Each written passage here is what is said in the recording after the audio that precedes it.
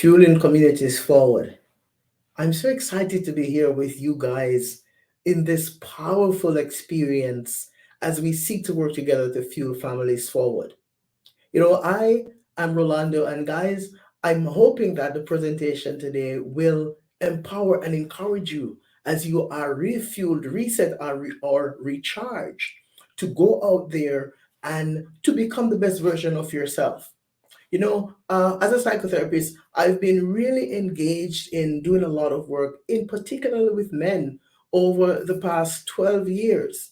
And so I'm hoping that this afternoon we can have a good conversation. Please feel free to take notes, ask any questions that you want to ask later. I'm hoping that the Blessed Community International, they will be able to forward those questions to me, and you can connect with me and we can talk some more. But let me also say thank you, thank you, thank you, thank you to the team of Blessed Community for inviting me to be a part of this beautiful experience.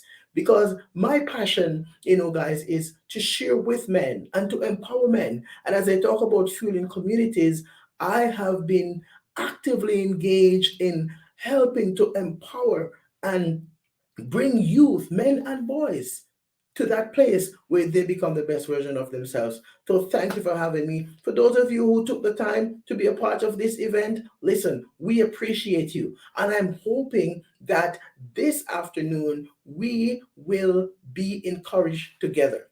Okay? And so we're going to talk about an interesting topic this afternoon, and I'm hoping that as we share together, you will be empowered, you will be recharged, you will get some fuel in your tank as we talk about fueling communities, okay? And we will enjoy this time together. And so we are talking about fueling communities, but guys, I would like to start by telling you a little bit about my own story about my own story. So here we go. So that was me. I was born in a very, very, very humble beginning. That's where I came from. Those are my three sisters.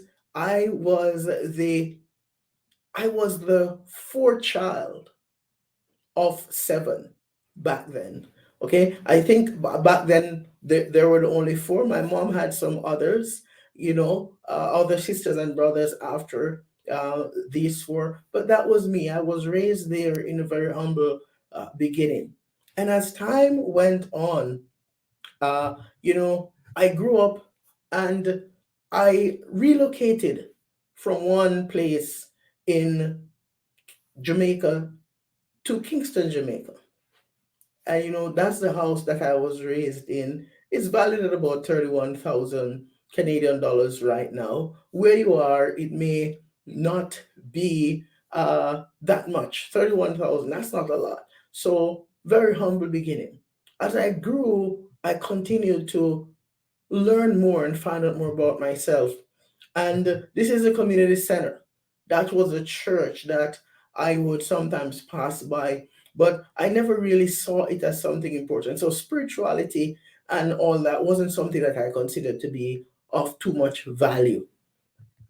I then went on and I attended the Excelsior High School.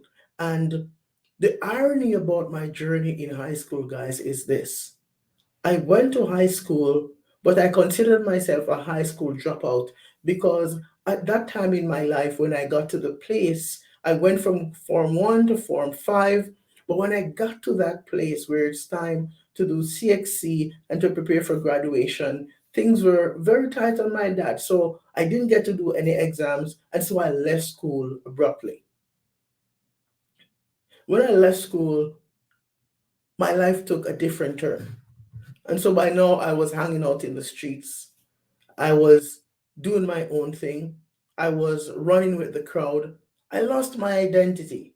I forgot about who I was as a young man. And I was on that path that for me, it was like, yes, this is where I'm supposed to be. Now I finally have it together. And so as I look back at that, the first point that we want to talk about here is understanding how our family of origin has a huge influence on the way we see ourselves and the way we see the world.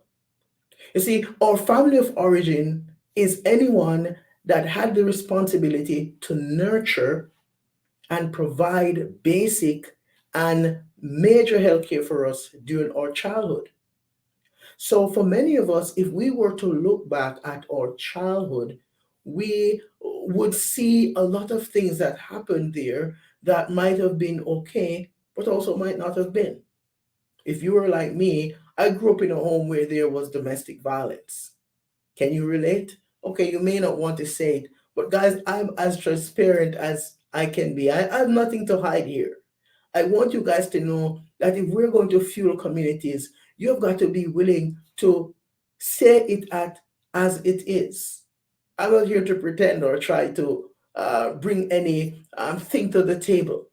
I can relate. Yes, I grew up in that home. I grew up in that home where there were days when the meals were not as big as it should be or it would be. Very humble beginning.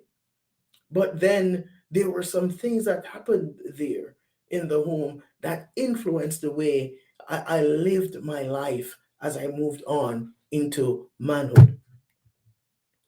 Our family of origin impacts us in so many ways. Our family of origin rather, it impacts the way we see the world and the way we experience the world. So whether we are willing to accept or not, our family of origin really has a big part to play in who we are and how we see the world. Our family of origin is responsible for the way we see ourselves. So how were you raised? Were you raised in a home where your mom or your dad would tell you you'll never come out to nothing? Were you raised in a home where your mom and dad were not present? An aunt or an uncle raised you and they were very aggressive and they used language that was degrading and hurtful? Were you raised in an environment where you saw a lot of drugs and alcohol? Were you raised in a community like me where there was a lot of gang violence and friction and fightings in the street? So much so to the point where it became normal. If you look around you right now in your community, do you notice that there are some things that's going on that has been normalized that is so unhealthy? That's because the way we see ourselves and the way we experience the world, the way we approach life and its challenges, our ability to problem solve, all these things happen to us as a result of the impact and influence of our family of origin. Here is the next thing, the impact of our family of origin. Our family of origin lays the foundation for the ideal self. Yes, your ideal self. So you need to understand that your family of origin, my family of origin, it has really impacted my ideal self. So let's talk about that a little bit. The powerful piece about the ideal self is this: man is going to be there and they are going to be going up against the family of origin. We have a responsibility to discover our real self. So there's the ideal self, but there's also the real self. So let's talk about it. The real self now is a combination of the ideal and the real working in harmony for good mental well being. So, if there's no balance with your ideal self and your real self, it's going to become so much more difficult for you to have mental well being. So, if you're struggling with an identity crisis, you're not sure who you are, you're trying to find yourself. Maybe it's because there's no balance between your ideal and your real self. So you want to seek to find that balance. It's important for you to sit down and ask yourself this question. Are you ready for it? Here's a question: who am I? Who am I? Who are you? And don't just say your name. You need to know who you are. What are your strengths? What are those things that make you authentic? What are those things that you can say beyond the shadow of a doubt? It's non negotiable. You see, as we talk about fueling communities, one of the main problems that I've noticed in communities is that a lot of young men have lost themselves because they give in to peer pressure, number one, because they are not sure who they are, number two, and number three, they are easily led. No one has enough guts to stand up for what they believe in. And so our mental well being is constantly compromised. So we need to be mindful of that. So I want to think about that first question: who am I? Here's food for thought. How has your family of origin influenced your life? What would you want to do differently? And what would you keep no matter what? This question is a challenge to you. As you look back at your family of origin, as you look back at the way you're living your life now, are you really living your life? Or are you living a life that was handed down to you from your mom or your dad or your grandparents? Do you really know who you are? What's important to you? What do you love? What do you care about? What are those things that you know are non negotiables for you? You have got to be able to answer these questions. And the reason why oftentimes in our relationships and in our families we struggle is because we really don't know who we are. We're seeking validation from all the wrong places and the wrong sources.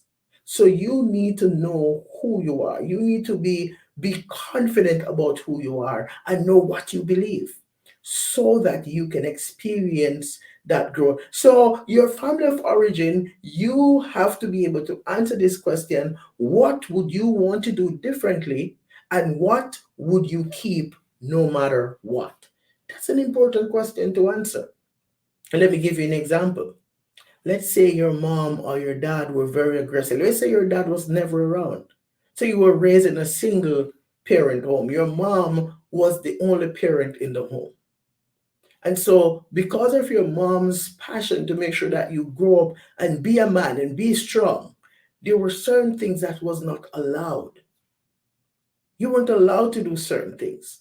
You weren't allowed to talk about emotions. You weren't allowed to cry out for help. You weren't even allowed to say you're scared because your mom wanted to make sure that you grow up as a quote unquote man.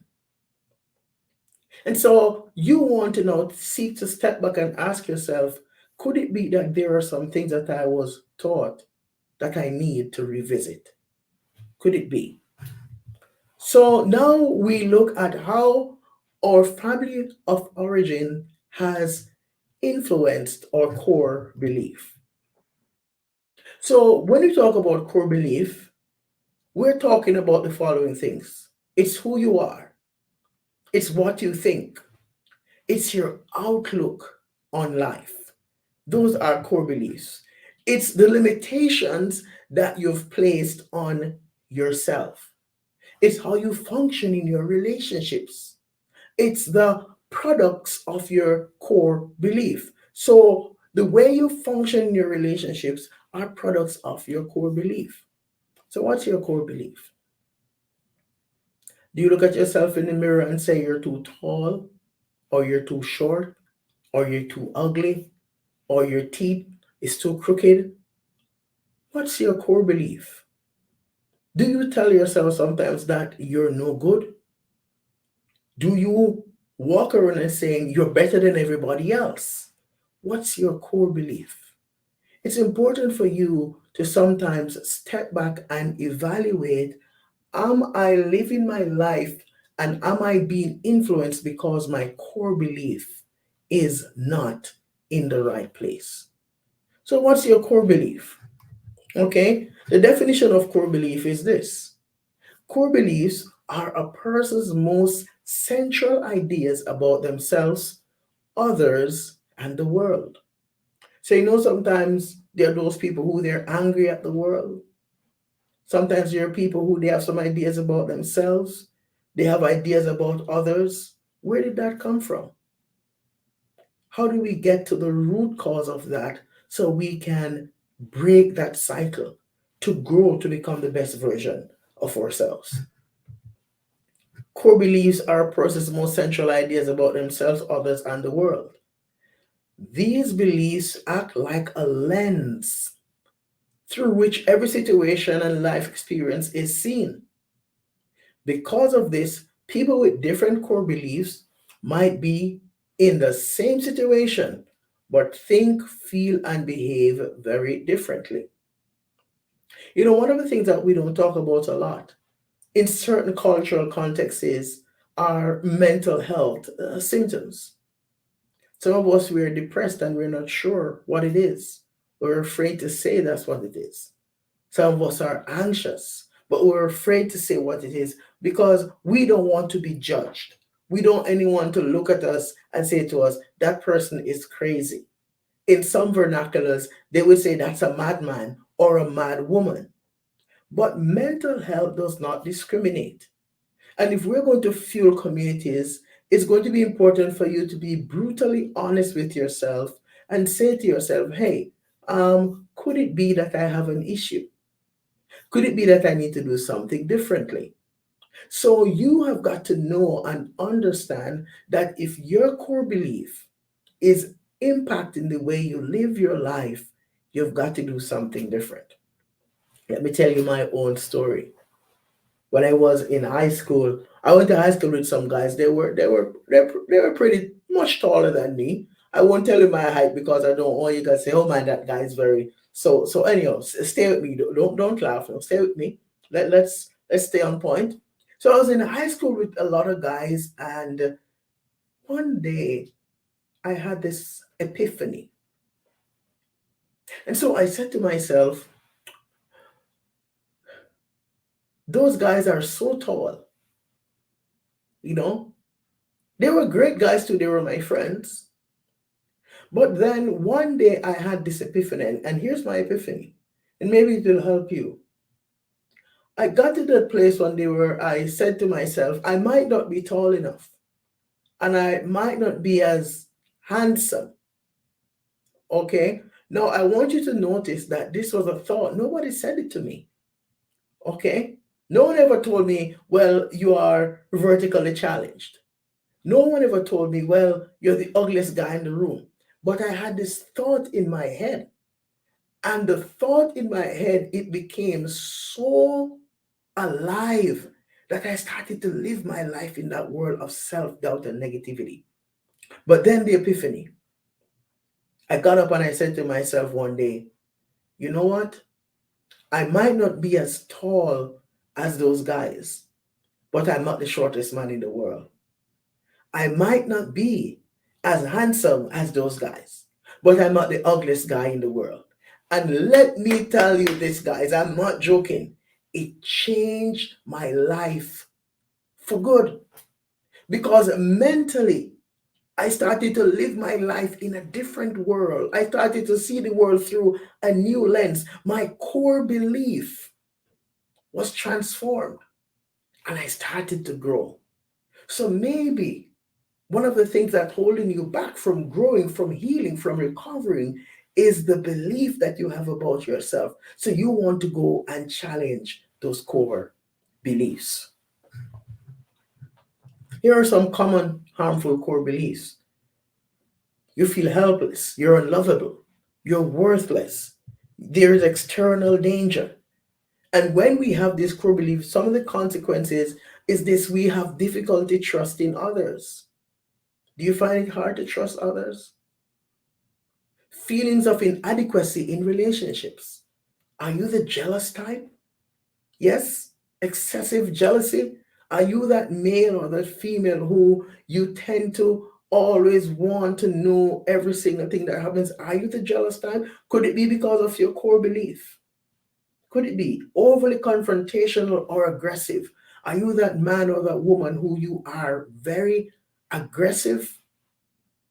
Is that the hat that you wear because of your core belief? Do you have relationships where you're putting others' needs above your own needs all the time?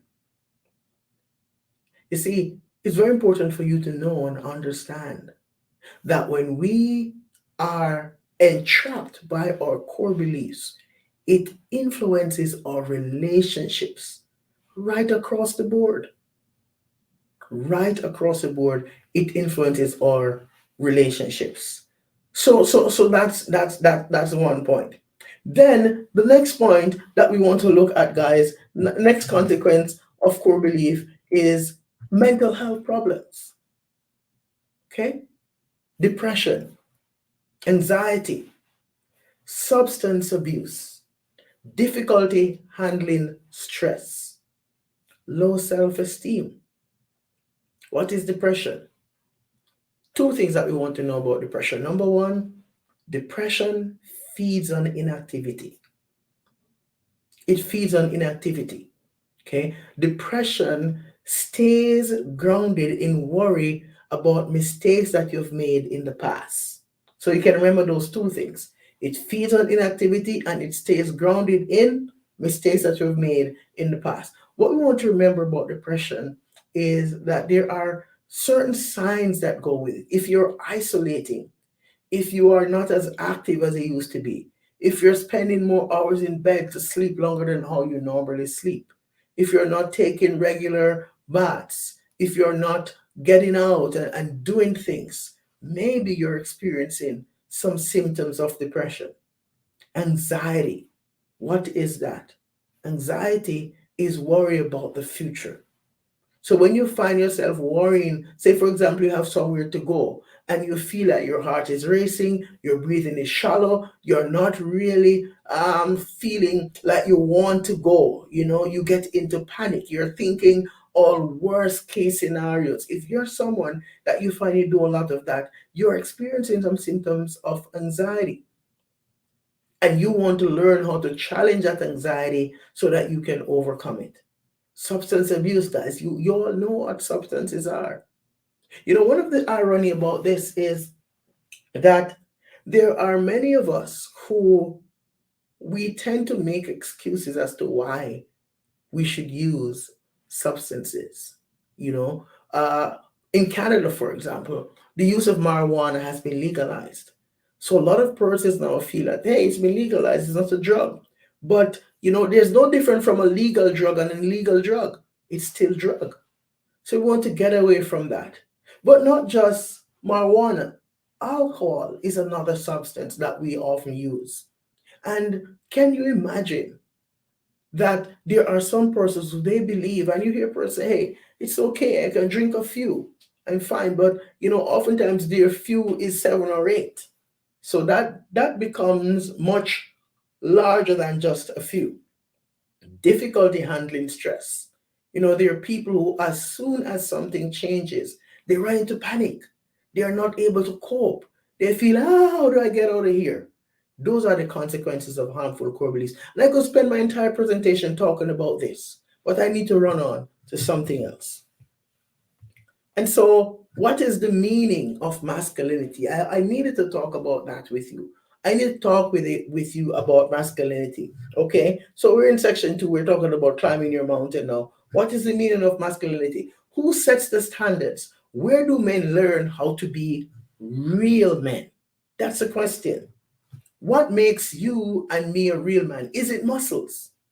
Because some of us believe that if we look like the rock and if we can pump 350 400 pounds of dead weight, then we're a real man. If we're chiseled and buffed up and look, then we're real man. Is that what makes us real men? Is it determined by the amount of cash I carry? And ironically, there are a lot of us now, a lot of men now, and a lot of women who they're not going to look in your direction if they don't think you're loaded. That's the reality. But is that what makes you a real man? Is that what gives you the edge? Because you have a lot of money in your bank account? Is it the amount of horsepower or torque in the vehicles that you own? Is that what makes you a real man? For many of us as guys, we tend to believe that when I finally get this car well modified or souped up, I don't know what language you guys use wherever you are watching this, then I can go out in style and I can, when I have all that torque under the hood of my car, then I'm a real man. But is that what really determines who a real man is? Is it based on our material assets? Is that what makes us real men? The amount of assets that we have. Is that what makes us a real man? Is it because we're a chief or a president or the CEO of a company? Is that what determines that we are real men? As you are listening to this, watching this presentation, what is your definition of a real man? Do you consider yourself a real man? Do you look at other men around you and compare yourself to them and think you would like to have what they have? But does it mean that they are real men because of what they have? When we talk about fueling communities, as a Blessed Community International is keeping this program, it's very important for you to understand that if your community is going to change, you are going to have to change. If your community is going to be better, you are going to have to be better. You see, it's about a collective and collaborative effort that's going to make our communities better. When you look around us, we see all the different things that happen in different places around the world. And the question is it that is going on because all these men are misguided and they're thinking that this is what I need to do to be a real man? Is it about how well I can hold down the shots when hanging out with the boys? So many of us believe that that is what it means to be a real man. I remember years ago myself, we had friends and we would sit and we would be there drowning our sorrows with alcohol for hours on end. Until one day I woke up and I recognized that, wait a minute, I don't need to be doing that to be a man. That actually takes away from my manhood, my manliness. And so I made that decision to turn away from that. Sometimes guys, they wonder, why am I struggling? Why are my relationships not as effective as they should be? Maybe it's because our understanding of what it means to be a real man is messed up. So it's not about how well we can hold on our shots.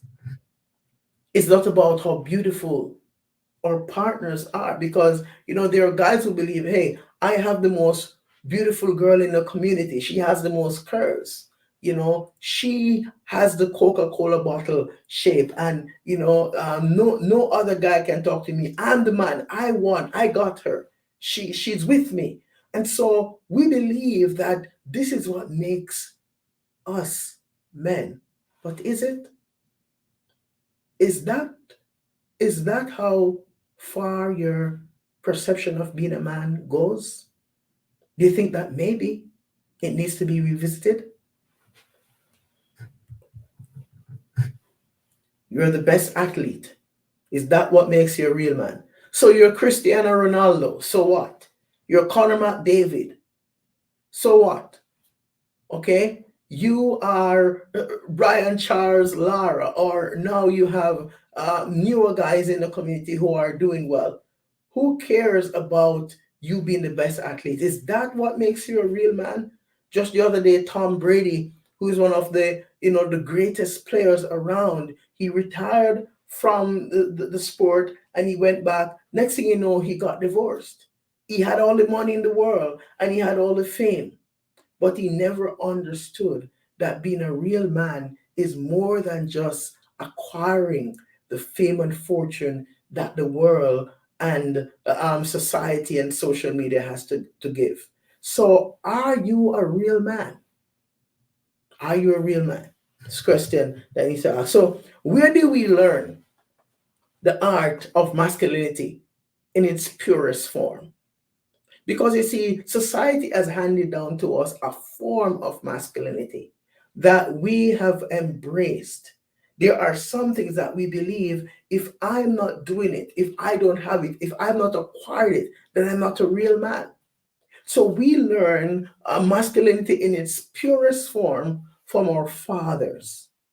If your father was not around, you learn it from your mom. If your mom was not around, you learn it from your grandparents. If your grandparents were not around, you learn it from an aunt.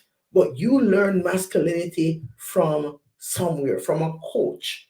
or mentor from an older sibling. But here is the reality: we learn it from our partners, we learn it from community leaders. And the sad thing is, if we look in many of our communities right now, a lot of those so-called community leaders are men who they themselves don't know who they are, which is why we have so much violence, which is why we have so much hatred, which is why we have so much dons who are short-lived and reign for short time, because a lot of these community leaders, they themselves have lost their identity long ago. So if we're going to fuel communities, we're going to have to start finding ourselves. So it takes me back to the question that I want you to ask: who are you? Who am I? Who am I when I'm not in the gang? Who am I when I don't have the prettiest girl in the community on my arm? Who am I if I don't have all the wealth? Who am I if I don't have the most beautiful vehicle? Who am I if I'm not the CEO of the company? Who am I if I'm not the most popular athlete in my community? Who am I? Who are you? Who are you? Is your name John? Is your name Kevin? Is your name Mark? Who are you? What's your name? And what did it look like for you to stop seeing yourself as just a name, but a brand? Who are you? I need you to think about that. Need you to dig a little deeper and reflect on that question. Society hands down to us a form of masculinity. Social media hands down to us a form of masculinity. Television shows, advertisements, all these places bombard men. And if we are not careful, we will be distracted because we are following all these mandates. We are programmed by the hidden messages in the ads and marketing. For example, look at this one.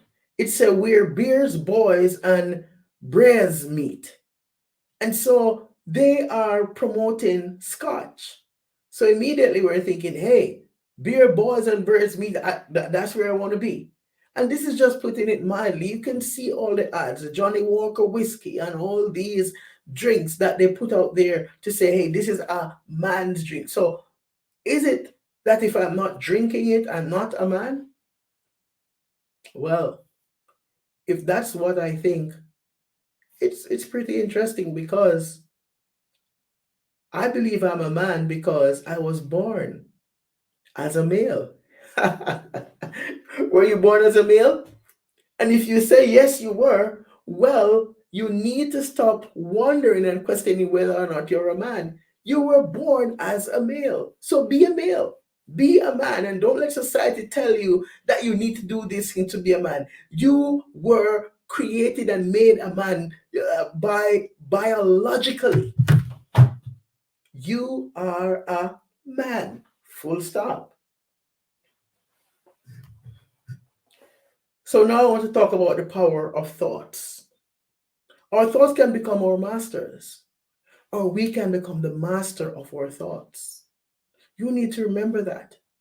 If you get up out of bed every day and you say to yourself, life is hard, everything is not going my way, the world is against me, I can't take it anymore, I need to get rich quickly, I need to move out of this, I need to get rich quickly, I don't want anything to take me too much time, I don't want to do too much hard work, but I want to get rich.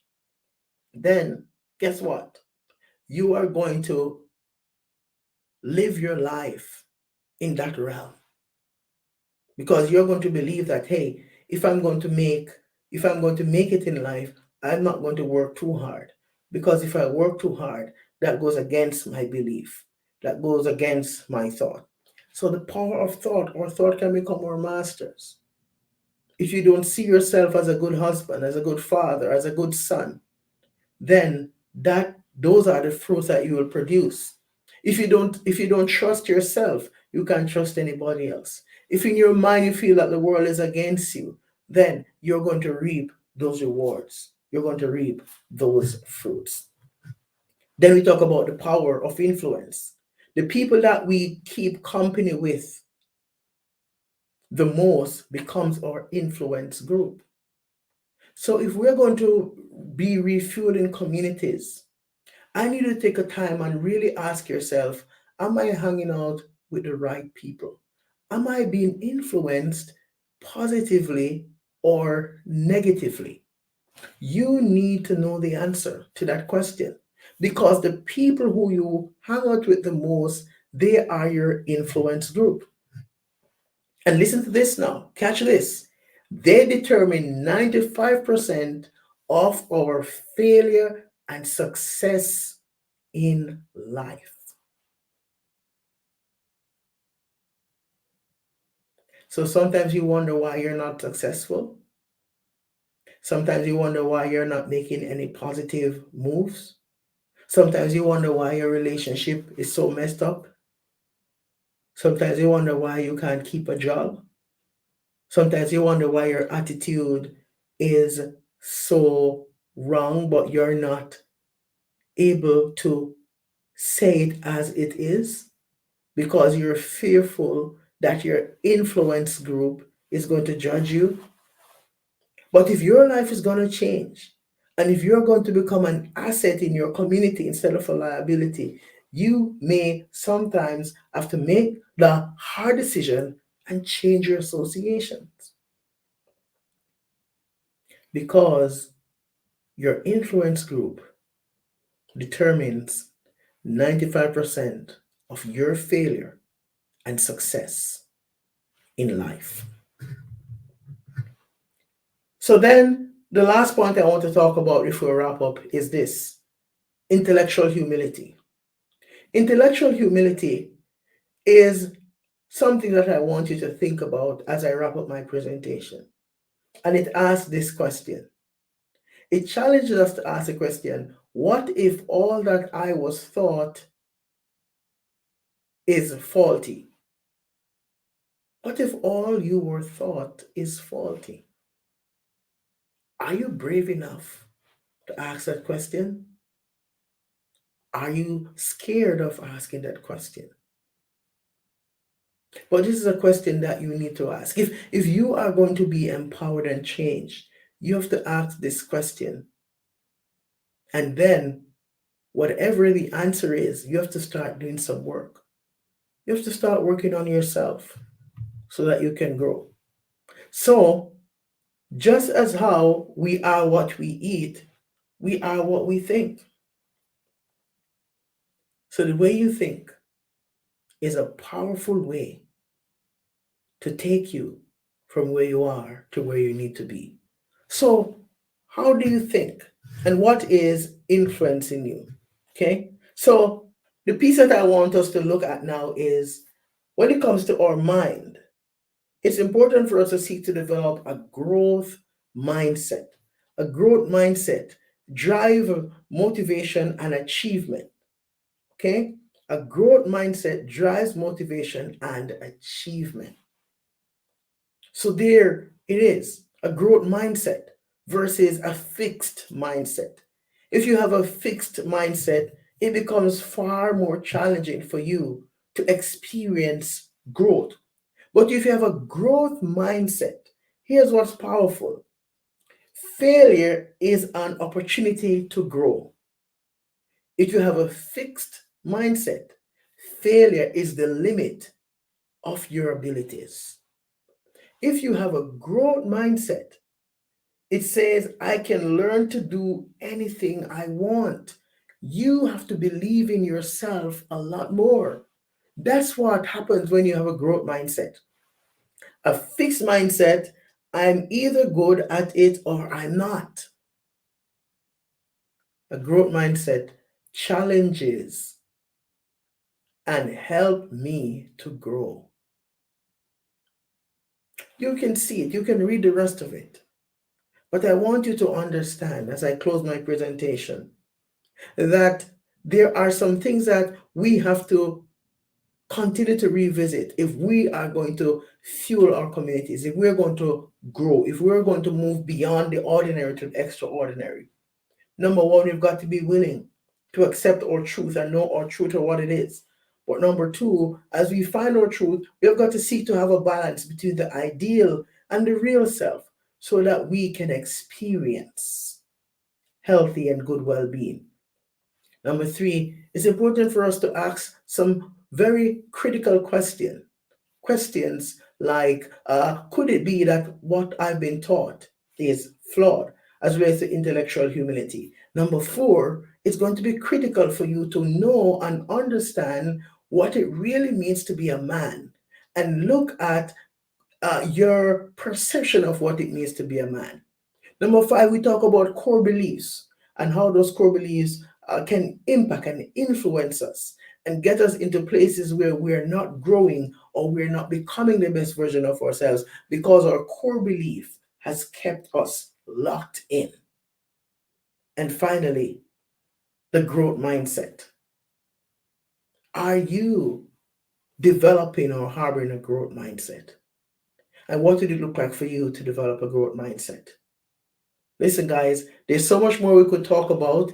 But listen, I want you guys to reach out to me. You can connect with me. You can look me up on YouTube or Instagram, okay, under the caption XY Spark. If you need to talk to me some more, just connect with the Blessed Community International team and they will connect you with me. I do look forward to talking with you guys again. It was a pleasure for me to be here. And listen, just remember, you go off, be a man, move those mountains. And remember, personal development is not an event, it's a lifestyle. And you have a responsibility to practice that lifestyle so that you can grow to become the best version of yourself. Thank you guys for having me. Have a great day.